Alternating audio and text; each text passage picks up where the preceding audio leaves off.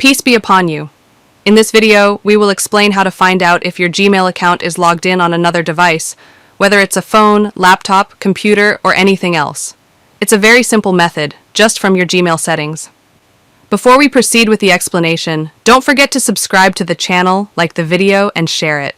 Let's get to the explanation. The first step, my friend, is to click on your Gmail icon, then click on your profile icon, then click on Manage your Google account. After that, scroll down. Here you will find Security and Sign In. Then scroll down again, and you will find devices you've logged in on. Click here, and here, my friend. You will find all the devices you are logged into or that your Gmail account is logged into, if any.